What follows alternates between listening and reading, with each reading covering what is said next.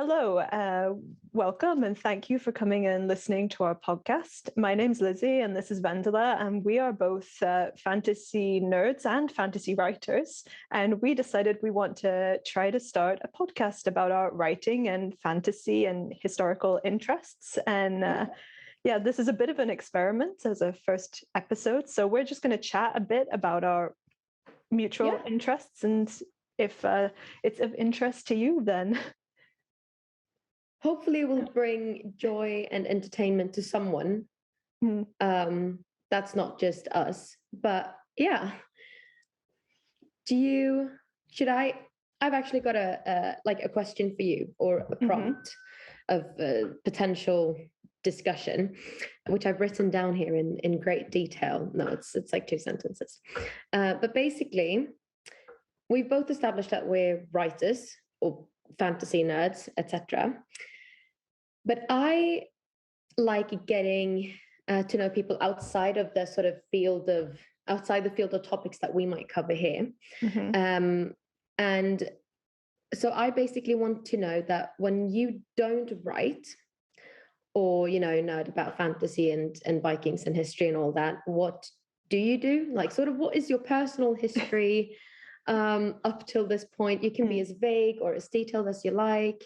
Why do you live in Sweden? Stuff like that. Just let me know who you are. I mean, I know who you are, but potential listeners might not know who you are. So do we want to talk about like work life or hobby life or anything? Yeah. I mean, I know you're a student. I'm a student. Yeah. I still can't really get my head around what it is you're studying. So basically, anything you want to share about yourself. Yeah. So basically, as Vendela said, I am currently studying musicology as a master's program with like a focus on anthropology and ethnomusicology, which means that I go and listen to how people use music in the world around us and just kind of observe and watch what they're doing and then try to make up conclusions based on what people are doing. So, I like to sit in the corners and creepily write notes whilst people are engaging in musical activities. Is my life. It sounds like a really interesting sort of music theory that isn't music theory. I like this morning was it yesterday morning when you mentioned your dissertation? And I was trying to explain to other people the way I understood your dissertation, and you were like, "You're so far off. You don't know what you're saying." No, I almost felt like you described it better than me, because my description of like when people ask me, because I'm studying something called kulning, which is a type of Swedish herdingcall, which is used to communicate over long distances and in the herding of animals, like traditionally. And when I try to explain it, my easiest way of describing it is usually I go into the forest and I scream at trees.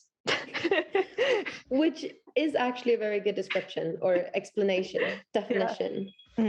So screaming at trees. Yes, screaming at trees. Have you screamed at a tree recently? I have not. And I don't think if I've ever screamed at a tree, but it makes me think of, have you read Ronja Rövardotter? I've read part of it because I bought a few of Astrid Lindgren's books in Swedish when I was trying to learn Swedish, but I maybe have only gotten like 100 pages into it. I haven't read it, but I've watched the film as a kid, and she does have her like famous spring scream. She basically stands on this cliff, I think, and she just screams as a way of like welcoming spring, I think. I don't think it's the same thing, but it's the only thing I associate screaming with. Screaming to the trees, with. Though I have heard people saying that there is kulning in that film. Oh, there probably is. I actually, when you say, I believe there is. I haven't seen the film in like years, but now when you say it does sound familiar. Yeah. So would you like to talk a bit about your history? Okay. I wrote this like question for you, and I didn't even think about how I was going to answer it. Basically, I moved to England when I was 13. And then I moved back to Sweden last January. And I decided to study something else. I have a degree in like prop model making for film and television. Decided that was not my cup of tea. And I am now studying to become a history and English teacher because I really want to become an author, a writer. But that being very unsafe and not guaranteeing, you know, a steady income and whatnot, I decided that I wanted to speak about English, literature, and history as much as possible. And teaching kind of felt like a safe way to go. So that's what that's basically what I am doing, apart from writing. I don't even know if I have any other hobbies. I like knitting and handicraft, but you already know that. I like Vikings a lot. That's what I write about. And that is basically me. English and history and fantasy, mythology, folklore, all that kind of good stuff. It's a lot more condensed and concise than a good wrapped up package. But that leads very nicely onto my first question to you, if we're going to turn a little bit towards writing. So obviously I know, but what are you working on right now? Do you know, I really wish I had prepared an elevator pitch for this. But I am working on a Viking-inspired young adult fantasy. It is a mythological retelling of the Norse myths set in Viking Scandinavia. And it, while aware of the sort of Norse Viking history, it is not historical fiction in the sense that it's retelling historical events. It's sort of retelling the mythological sagas and events in a historical setting. So I like to call it fantasy because there's magic in there and it's its own sort of story, but it's set in Birka and in Uppsala, which are both renowned Viking cities in Sweden. So yeah, that's what I'm writing. That was more of a genre explanation than an actual story. But there's a prophecy. There's a girl who's connected to the gods. She's going to move to sort of learn this new gift and whatnot and serve the king, stuff like that. It's exciting. I'm actually really enjoying the stage I'm in right now. I'm editing. I've done my revisions and the story is there, but not all chapters are written very well. So I'm at the editing stage, and it's nice to see it come together. So what would you say sets your story apart from other stories that are inspired by Vikings? As far as I know, there is no actual sort of retelling of the old myths. You've got sort of Neil Gaiman's stories. You know, he's collected a series of Norse myths and just told them, but with the actual gods as characters. The gods aren't characters in that way for me. I'm telling my sort of own stories inspired by myths. And it's also not really retelling historical events such as the Vikings TV series does, for example.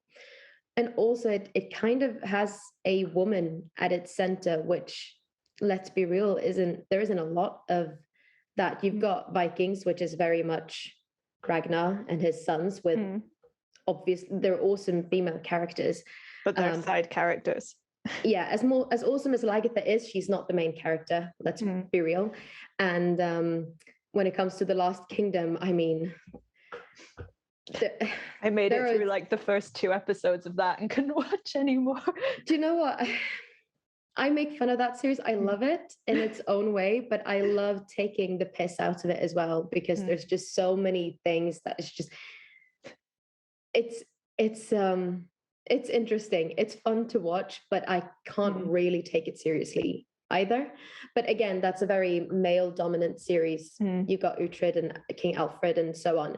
And the women are always, you know, they're always grown up and they're mostly male, whereas this is about a 17-year-old girl at its center. So that's I guess what makes it different from the sort of big Viking inspired shows and books out there right now. Can I then ask you what you're working on? Now I have to spontaneously come up with an elevator pitch also. Exactly.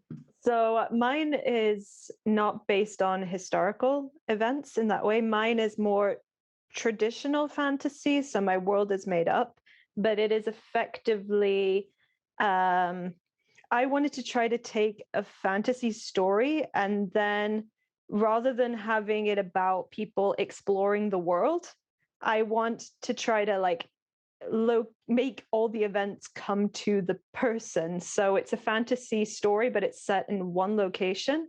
And it's basically the main character she is an empath, and she has access to other abilities, but she's constantly like thwarted in her attempts to explore these abilities, and she wants to move further in life, but there's boundaries and conflicts everywhere. So if I'm going to kind of describe the tone of the story, it is basically, it's got a bit of a gothic dark feel. So if you think, I love that. With a lot of morally conflicted characters kind of clashing, and then set in like a kind of frontier inspired setting. So if I'm going to draw comparisons to pre-existing material, I would say take a cross of Bloodborne with Death Note, throw in some Irish mythology, and then put it in a kind of frontier setting. And that's kind of the tone I'm aiming with. It sounds original. It sounds like a very like character-driven story. Yeah. I'm just excited for the moment when you decide that critiquing partners might be, you know, part of your process. You want to share a bit of your writing, because I see you work on this like weekly, and it sounds amazing. It sounds original and it sounds exciting, and I have a feeling I'll really connect with your main character. So I'm really excited to see where this is going. Yeah. I'm excited to see that also. It's very much like a discovery process. But it is that. Yeah. I this is my first whip that is actually going anywhere. And everything from, like, I started writing my whip in December 2019, I think. And I have learned so much along the way. I think if I knew, you know, if I'd known everything I know now when I started, it would have been a much quicker process, and it would have been much easier, I'd like to think. Whereas learning and discovering everything along the way, you know, has made it kind of, like you say, a discovery project of sorts. But it does seem to go on. But it does seem to be like, I think, because we're both working on like our first proper novels, and from talking to other writers, it does very much seem to be the first novel is kind of a discovery of how you work as a writer also. So it takes longer, and it seems like novels after that get a bit more snappy, because you don't have to figure out yourself at the same time as you're figuring out the story. No, I agree. And I don't have a degree in creative writing. I mean, my only experience is reading loads, watching loads, and whatnot. So I learned as I went along, and I've taken courses during this process, but I've changed a lot. I've gone back and changed a lot because of what I've learned along the way.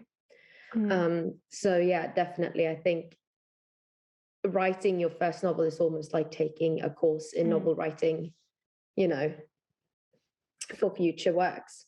Definitely. I can agree. And then I'd say, do you have any like writing styles of like from previous authors? And now I'm talking not about story, but like the actual tone of writing that you find inspiring. Oh, wow. What an interesting question. Like, as in author voices that I'm... Yeah. I I really like Neil Gaiman. I like the way his storytelling voice sort of shines through his narrative voice, and I feel like he is genuinely reading to me when I read his work. However, I don't. I'm not influenced by that in a way that I'm trying to replicate it or sort of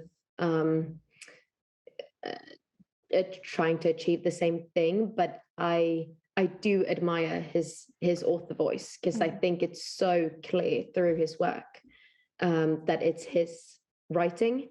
And then, of course, there are young adult fantasy authors whose plots I really admire the way that they create twists and turns.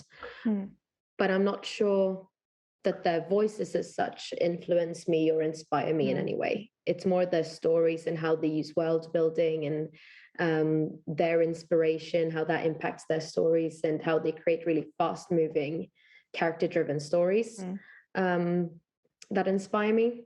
So would you say when you're writing, you're more interested in kind of the fast moving, fast paced style also, or? I've read a few books where it's so quick. Every twist and turn is so quick that I don't even have time to process. And I'm not a fan of that. However, when you've got stories that just drag and drag and it feels like it doesn't get anywhere, it's just painful to read. I think, just as an example, and I think like many others, I love Six of Crows by Leigh Bardugo, and she manages to really balance the plot-driven factors with the character-driven factors, the twists and turns, and there's conflict, and then there's a twist, and the thing you didn't see coming, and she manages to balance that with like 5 or 6 different character narratives, like different points of views. And I think she's done that really, really well. And I wish that is something I would be able to accomplish. But I've kept to one character for this book. I originally had 3, and it allowed for a lot of subplots that were just taking over and didn't work with each other. And I eventually actually had to cut them out because it didn't work out. I don't even know if I answered your question. I think you did. Yeah, because it was about the fast moving plots. Yeah. But sometimes when I read like high fantasy and stuff, and there's like a romantic bit, and I don't tend to read romantic books like romance or erotic or anything like that, but when there's a romantic like scene, I'm just reading to get to the next romantic scene. Like I will, I'm waiting for the next scene that reaches the same level or so I want it to be fast moving in a way. Yeah, because it's nice when like romantic stuff is integrated in a bigger plot. Yeah, fantasy without romance for me is like cake without the icing. Nice. I'm gonna see if I've got another prompt for you. Oh yes, this one, which is actually moving a little bit away from writing, but I'm wondering if you'd like to answer it. So you're part of Storholmen, and I know what it is, and I love it, but I've just joined, so I'm a novice, and you're a much more seasoned Viking or Norseman, whatever you want to call them, and a free citizen of Storholmen. And I'm wondering if you can just tell people a little bit about what it is, because I've seen you post about it on Instagram. I've posted about it on Instagram, but I don't think people truly understand what it is we do at Storholmen. Okay. So, explain. Yeah, so Storholmen is a open air Viking museum that every summer it has like 3 weeks where it gets just filled with like almost hundreds of Vikings, maybe not quite hundreds, but it feels like hundreds.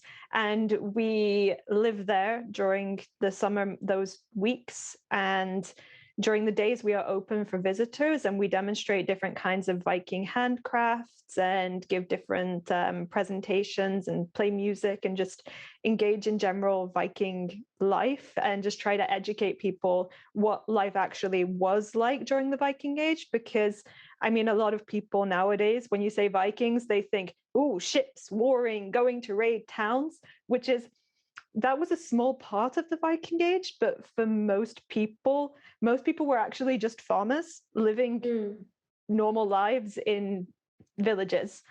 So we are more trying to like move away from the kind of fighting conflict aspect and just, show how like life was, and also teach people things that maybe they can bring into their own lives. Like, for example, the plants in the forest that are actually edible that we can take and use in our own lives, or how to make different crafts and things that actually can be useful to know. I'm getting really into the botanical side of things. It's always like interested me. But I was actually walking up Hammarbybacken yesterday, and I saw these plants that Britta showed us at the market the other weekend that kind of looked like broccoli. And I was like, you can eat that. Like, we could actually, we could eat that. I didn't pick any because, well, I just didn't. But part of me was like, this is really cool, knowing these like basically weeds and stuff that you just stumble upon that you would never buy in the supermarket. And I think that part is super exciting. And it just learning about those things just come naturally at Storholmen.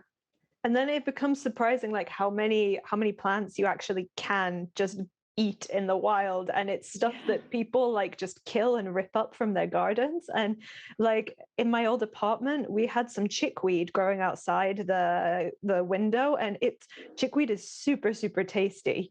And like I got so excited, I was like, oh, I can make so many salads with this chickweed. And then my landlords came and like mowed down the whole area where the chickweed was, and I was like, for real? Yeah, because they just were like, oh, it's a weed, we don't want it there. And I was like, no. But chickweed. I went to the countryside last weekend for the bank holiday, and my grandma came to visit, and she was like, you do realize that this whole section here, it's kishkål. I don't know what it's called in English. I'm not sure either. But it was just growing like wild. And I mean, maybe 3, 4, 5 square meters. And then I found some more behind the garage, and I was like, I picked some because apparently you can cook it like spinach. Yeah, and make pesto from it. Yeah. And I was like, I've never known this. And we've had this country house for like, 15 years. And like, there's this stuff growing in our backyard, and then in our back garden that is edible. And I've never even looked at it twice. Okay, I just have a fun, humorous moment. I just looked up the translation for kishkål. Of course, the first thing that comes up is Google translates literal translation of kishkål, which is cherry bowl. Cherry bowl. Because kyr, skål, I think is what it was reading. Okay, fair enough. But apparently in English, it can be bishop's elder, goutweed, bishop's goatweed, ground elder, dwarf elder. That sounds more like a plant. Yeah, so one of those names, potentially all of them. It's nothing I've heard of. Named there you go. But it's actually quite tasty if you pick them while they're still sort of fresh out when they're the soil. Small, because when they get big leaves, they become super bitter. Yeah. But when they're like small, coming up, so in like spring. light green. Okay, well, that was basically what I wanted you to tell our potential listeners about Storholmen, because I've only been there twice now, but I am just loving every second. Every moment that I'm there, I'm learning new things, and I consider myself someone who at least knows a fair bit about Vikings compared to your everyday person. And going to Storholmen, I realize how much I do not know about the Vikings, which is just, it's fascinating, and it's fun meeting people who are so passionate and just It's exciting. It's really, really exciting. Maybe you want to tell, you were talking to me the other day about your epiphany about windows. Oh my God, yes. I have this section in my book when the main character is meant to climb out a window. And I knew that windows weren't actually a thing during the Viking age. But I thought, you know what? I need it for my plot. Who is going to, who's going to mind? Like, I still call it fantasy, I don't call it historical fiction, I call it historical fantasy. And so I sort of just decided to go with the window situation. And then I read an article about historical fiction and the criticism historical fiction gets for basically writing incorrect things, because the sort of line between what's historically correct and what is creative license is very, very vague. It's a gray area, and authors like to mix and match to suit their story, right? Mm-hmm. And so I thought about these windows, but I was getting a bit like unsure whether to keep this element. And then I went to Storholmen and I spoke to you, and the topic of windows came up, and you were like, yeah, no, there weren't any windows. And I'm like, I know. But then you told me about these basically chimneys, like holes in the roof to basically let the smoke out, right? And I then thought more about that, and I had my epiphany that actually climbing out through a hole in the roof is much better than climbing out the window. It also made me cut like 500 words, which I needed to do. But what I thought was really interesting, what you told me, is that the word window, it comes from the words like an eye to the wind. Yeah. So like in Old Norse, like vind is wind, and also in Swedish at the moment. And then öga means eye in Swedish. And those words were still in Old Norse, like basically the same thing. So the word that is this hole in the, to let the smoke out, was called like vindöga. So like wind eye. So it's the hole that the wind is there for the smoke to get out of. Yeah. I just think that's so interesting. I love when stuff like that happens. It's the name with the Swedish word for Saturday is lördag, and lördag basically means in Old Norse something like washing day. It's the day in the week where Vikings apparently would wash themselves. And I love when little Old Norse, like everyday words, come from such old words in an old language, and I find that fascinating. So I mean, the days of the week are basically just Norse gods. Take full credit.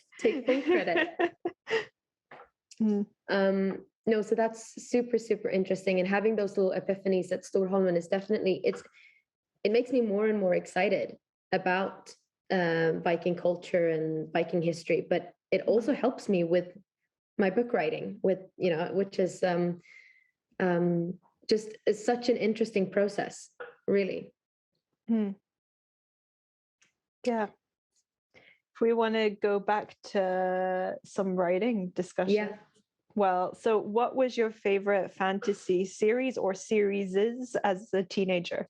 Oh God. It's like, what were the things that kind of define, which ones stand out when you look back in your memory? It can be, because I have like some ones that I loved, but I'm kind of embarrassed that I loved them. But then I also have other series that I feel like, no, they still, I can still talk about the fact that I loved these.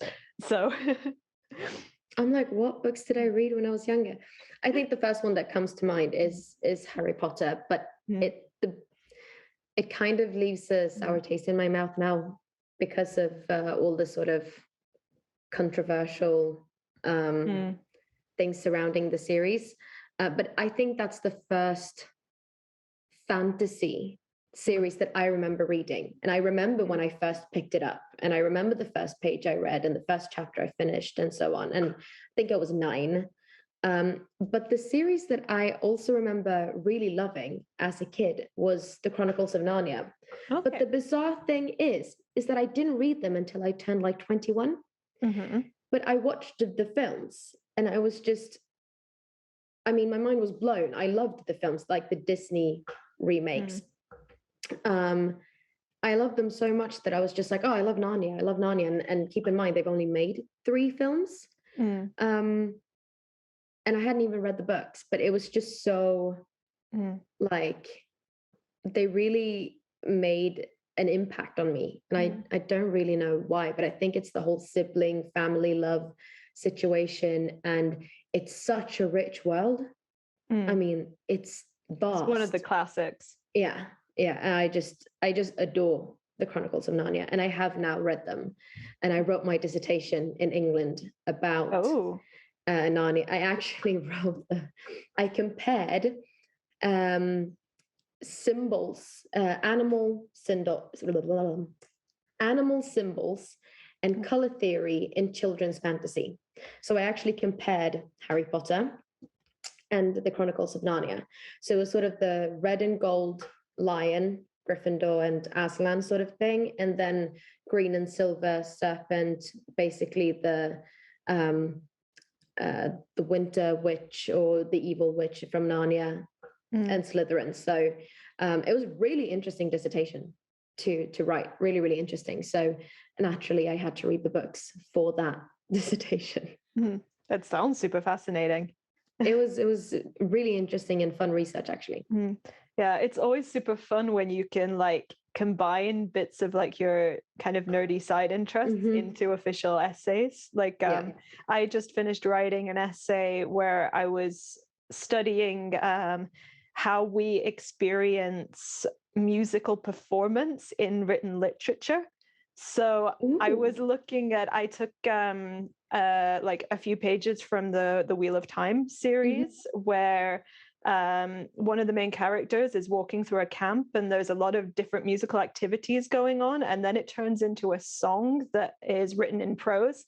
And I put it before a few different people, asked them to read it, and then I was asking them to talk about their experiences afterwards and see like how did they experience the music, like did they actually hear any music, how did they hear that music. And that's super fascinating from like a writer's perspective to see how different people's experiences of like their inner world whilst they're reading is shaped. That is so cool. I've never actually thought about that. I remember writing something like they beat, as in an early draft of my current WIP, I wrote something like they beat the drums to the like beat of her voice or something. Like now that I think about it, it sounds really odd. But I'd basically written that, and then I'd gotten critique from one of my critiquing partners through a course, and he was like, as a musician, you don't play the instrument in beat to the voice or something like that, but you sing to the beat of the music. And I was like, I'd never thought about that. It's a very good, interesting point. You know, to be fair, I could also technically you should do that, but then especially in folk music, you can get people who are such strong characters and a bit egotistical in their performance that they do what they want, and everyone else, like if you want it to be a coherent piece, you kind of have to match them. So Fair if enough. your character is egotistical, it could be a way to show character building. Like she just sang the rhythm she wanted and the drums had to follow her. I mean, I had a music teacher when I was younger, and we would perform something in front of a sort of a small concert for our parents. And for this small concert, he basically said, you just sing. I'd written my own song, and he just said, you sing the lyrics the way you know it and whatever, and I'll just play. I think he played the piano. Yeah. And I'll just play to sort of to suit you, you know, and keep in mind, I think I must have been like not even 10 years old, maybe 10, 11. And he's this really experienced musician who obviously was able to just adjust his playing to suit my singing. So there's always that. But I think it's interesting getting input in your critiques from people who have knowledge about things that you might not have knowledge about, but that you still end up writing about, not realizing that maybe you don't know what you're writing about. Yeah. if any of that makes sense. Yeah, no, it definitely, like, I wrote a short story recently, that, or like about a year ago, that involved diving as part of it. And I've done a bit of snorkeling, but I've never dived. And it was funny because, like, when I showed it to somebody to read, one thing that I had written, she said, "Oh, that's great, because divers actually do that before they go in." It was like checking to see that things were still attached or something like that. And she's like, that was really realistic. But then later on, she pointed to something like, I have a moment where my character, she like lost the mouthpiece, air pipe, whatever you call it. It like fell out of her mouth, and she was like, she would not just start flailing. Like, what you do is you lean on your side and try to get the mouthpiece back, and that should be her instinct to do that. Okay. So she was able to point out like that, if you're trained in diving, that is what you would do. Whereas I just had like, oh, the mouthpiece is gone. But the mouthpiece would still be attached to her somewhere, so it would be retrievable. So that was a really eye-opening point. But it is interesting doing that, because as a fantasy / historical writer, I do get, I disappear down the rabbit hole a lot. And there was one point where basically this character pours molten silver onto this other character. And there's that a really iconic scene in Game of Thrones where they basically pour gold down. He said, I've not copied that scene. It's not like that at all. But he dies, right? Spoiler. But I had a that kind of situation where I was like, how quickly will the silver melt? Will it melt within this scene? Because it had to. And at what, temperature? And what happens if I pour this on this person? Will they be able to heal? And I contacted a friend of mine who studies medicine. But then another friend in that group chat offered to send the question to her friend who studies medicine. And it became this huge thing. And it was just getting so complicated. And after a while, I was like, okay, it's just going to have to work. Because I was like, it's fantasy. Let it so I've left it there. And personally, I think it's all right. But someone else might point it out. There's going to be somebody who is like a specialist in like silversmithing who's just like, what are you talking about? I know. But I think it's hard to avoid those moments sometimes. I mean, beta readers might catch it, and editors might catch it. I don't know, or no one will catch it until it's like published, if this gets published, and I'll get loads of criticism for it. But do you know what? Just come up with a magical reason for why it works. Exactly. I'm pretty proud of the scene, actually. I don't want to cut it. That's the thing I love about fantasy. If it doesn't work, make a magic system that fits so that it works. You know that famous quote? Is it Neil Gaiman who said it? Someone gave someone criticism in a medieval fantasy book, and they said something like, "They didn't have potatoes back then," or whatever. And Neil Gaiman tweeted or said something like, "It's fantasy, like let them eat potatoes."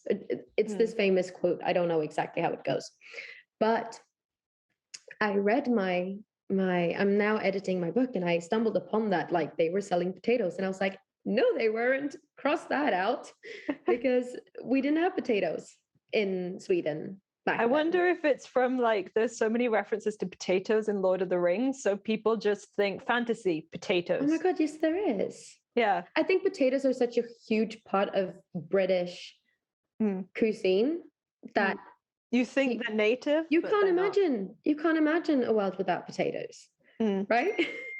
Like, I am so sorry. That's like, I'm getting notifications all the time, and I don't know how to mute my laptop without muting. So it's coming through your laptop. Or myself. Yeah, exactly. I'm gonna have to solve this for the next recording. Somehow turn off all the notifications in some kind of setting situation. Like, I don't know. But yes. Yeah. So what food are people eating in your book? Meat. I know I have a lot of broth and stews, a lot of herbal infusions, because I don't want to use the word tea, because I don't know if they imported tea. Yeah, through, a lot of things, I've read a lot of books where they refer to like things that aren't with the tea leaf as tea, but that word itself wouldn't exist if you don't have tea. It's herbal infusions. And I've actually looked this up because I'm an enormous tea nerd, and I've been wanting to figure out if I can have any kind of authentic tea in the Viking village. And like, it's not impossible that they had contact with China to be able to bring tea, because there is evidence for Vikings going quite far east. I can't remember quite exactly where they got up to. And the Silk Roads, is it called the Silk Roads in English? Yeah, the Silk Road. Yeah. But I can't remember exactly. They don't get as far. There isn't evidence as far as China, but they go to a place where Chinese traders could potentially be. But at that point, he wasn't as widely traded. So I think it would just be, if they had it, it would be a coincidence that they happened to pass somebody who had it. But there's no evidence that they've brought tea here. So like, it might be one random person in a country that only had like 5 Vikings who met a monk who gave him some tea. And they were like, what is this strange thing? But I can't find, I really want there to be evidence, but I can't find anything. No. So I do know I have a detailed section with a honey glazed pork. Yeah. Don't know why, but I do. You could also look up, I don't know the etymology of this word, but in like tea communities, like things that are made that are not tea but made like tea, they're referred to as tisanes. Oh. So I don't know like the etymology of that word or where it comes from or how old it is, but maybe that could be a... Sometimes you can, when you search for a word and then definition, and the Oxford Dictionary will say where the word first popped up usually in literature, and where it's sort of where the root of the word comes from and so on. So you can trace back to kind of like the century of where a word comes from. Okay, I looked it up exactly, and I think it could be usable. It comes from Greek, Latin to Old French, and it means medicinal drink in late Middle English. There you go. That's super interesting. Yeah. So tisane could work. I might just have to put that, put that in the book somewhere. Just because it sounds really fancy. Yeah. I'm drinking it tisane. I like it. Things like this, it's really hard to find little bits of information like this through going down the research rabbit hole. And that's what I love about talking to other writers, or critique partners or whatnot, because people know stuff that you don't know. Like, and again, that's what I really love about being involved in Storholmen. Like, there's so many history nerds. Oh my God, yes. Like an insane amount of history nerds. Like, people know a lot. Yeah, it's good fun, actually. I have a question for you, which I thought might be a fun thing for us to do, maybe at the sort of... We've been talking for about 45 minutes, I think. Yeah. So we're drawing to a close, I think.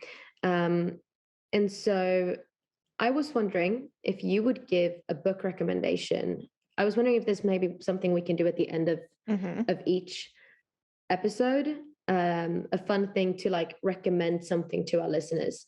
It can be a book, a blog, video clips, TV series, films, whatever. It could be fiction, non-fiction, basically something really good that or bad, if you really want to, tell people to not watch or read it. But something good that you've experienced or like escaped to. Okay. That you recommend for listeners. I'm going to go with a TV series that I got sucked into recently, and I'm saying this I'm still not quite sure if it's been a good or a bad journey, but it's got its own character. But there is a Chinese series on Netflix at the moment called Once Upon a Time on, I'm going to say this wrong, I think it's Linjiang Mountain, and it's a fantasy series, and it follows like your typical kind of like hero's journey protagonist character who goes, trains to be magical, and then has to fight evil things. But it has such a weird sense of humor that, like, the first episode that I watched, I just spent the whole 45 minutes being like, I don't know what I'm watching, because it's incredibly random, and you don't know what's coming. And like it was so random that I had to like show my partner like the next episode so we could continue watching, to be like, okay, what is this thing? And then I just got so fascinated that I kept watching, and then eventually the insanity, like somewhere around the insane humor, it actually sneaks in serious plot lines, and it kind of plays this balance between I don't know what I'm watching, and when you start like drawing away and thinking, okay, this is getting too ridiculous, it then starts being serious. So you continue watching for the serious bit. So it's a bit of a roller coaster ride, but I feel like it's getting like a soft spot in my heart for its tone. Fair enough. We're gonna have to put these in the show notes. I don't even know how we're gonna solve the show notes, where we're gonna put them. Yeah. But stuff like this, we should put in there. Yeah, so Once Upon a Time on Linjiang Mountain. I don't watch anything like this otherwise, which is why it's so nice to get recommendations from people, because I would never, because I know what I like, and I'm not very likely to move out of my comfort zone and watch things like this. And just because you've recommended something, I actually just thought about this now. I'm like, I should probably recommend something as well, but I can't think of anything to recommend.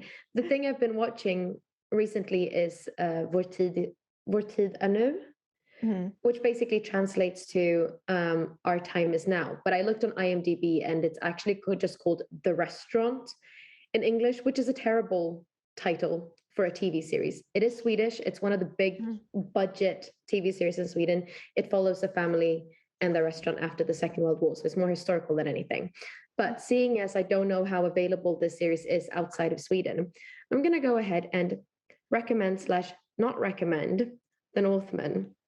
I thought you might name that. Because I've been ranting about this film.